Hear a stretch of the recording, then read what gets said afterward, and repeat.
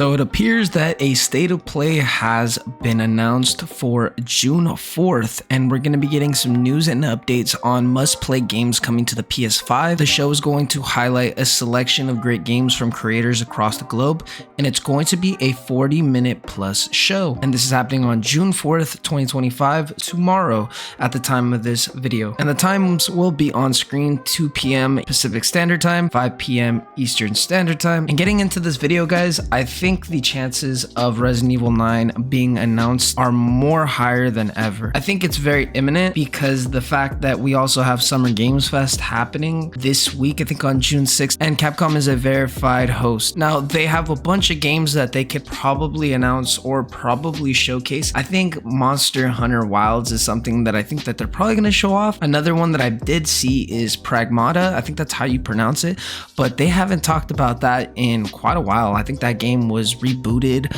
or something because the game was just not going well. And then to top it all off, maybe the new Dino Crisis. But I think the big one that everyone is expecting is something to involve Resident Evil 9. And I do think Resident Evil 9 is going to be the most likely game that they announce here. And again, if they don't announce it at this state of play, which is tomorrow on June 4th, then we're most likely going to be getting it at the state of play. There's been a whole bunch of rumors, there's been a whole bunch of things happening, and I just want to focus on the state of play, and I also just want to focus on the Summer Games Fest. Those are the two likely candidates for where this game will finally be announced. And I think Capcom will finally come out with some gameplay or teaser or even an announcement trailer, just something to announce for Resident Evil 9. One more thing that I do want to put into this video, this is coming from Dusk Golem, and it will be on screen, but if you guys don't want to read this, because apparently this is like something to do with spoilers, just in case if this does end up being real, then this is your spoiler warning. And I don't want to rub you guys in the wrong way.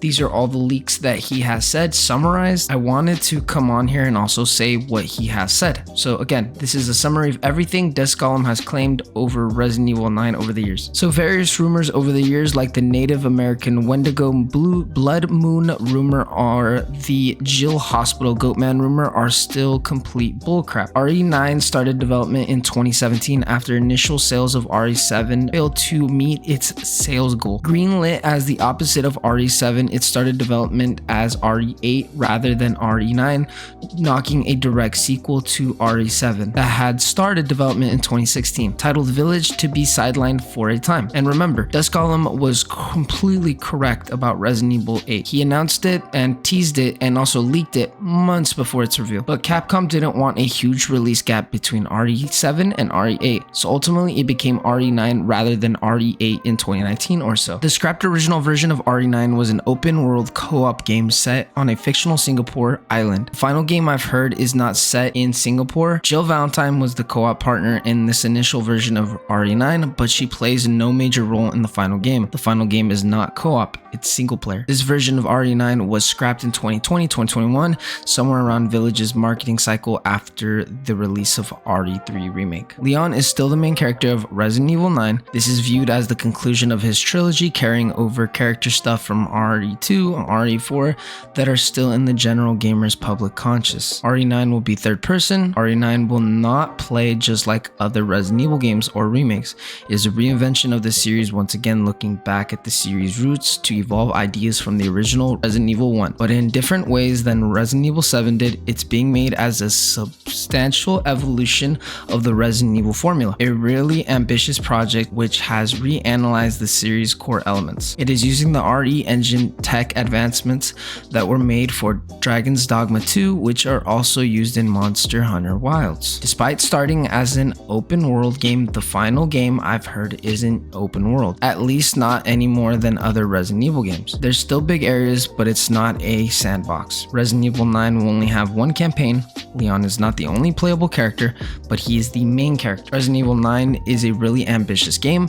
It has the biggest budget of any RE game, been in development the longest, in some form of development for around 9 years by the time it releases. Trying to push above series expectations from graphics to audio and gameplay feel, they want Resident Evil to innovate and be the leader of the horror game genre once again with this title. Resident Evil 9 will lean more towards the side of horror than action, despite starring Leon. From expectations set by RE4, it'll have the action present but toned down. The horror will be amped up. The setting has a really strong gothic horror atmosphere, very witchy. Capcom, before RE8 came out, considered dropping numbers for future Resident Evil game titles, which Resident Evil 9 will continue to my knowledge. Part of the reason why they want to drop numbers is to move forward to more unique stories in the Resident Evil universe rather than everything needed to be tied to the series legacy. And finally, Resident Evil 9 is going to be a conclusion game, but also a game of new beginnings. We will see major status quo changes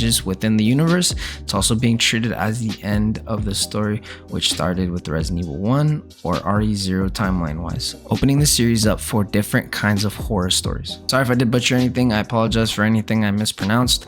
Just trying to get this video out as quickly as possible and trying to make as little mistakes as possible. Now, there's a lot of things that I could say and I could analyze about this, but this is all just rumors. These are all just leaks at the end of the day. I wouldn't even say leaks. I think this is just rumors. And I know Dusk Golem can be a bit polarizing, but again, if he's wrong about this, then we really got to look at him differently. We got to really, I'm not saying that in a mean way, but I'm just saying how we look at him for leaks and rumors and how good his credibility is. Other than that, that's gonna have to wrap up this video. I didn't really want to talk too much about it, but I think it was important to mention this. I know a lot of other people are opting out of talking about it, but I did want to throw it in this video just so other people have a general know of what is happening. Other than that, guys, I'll catch you guys in the next one. Please leave a like, subscribe if you guys are new, and I'll catch you guys later. Peace out.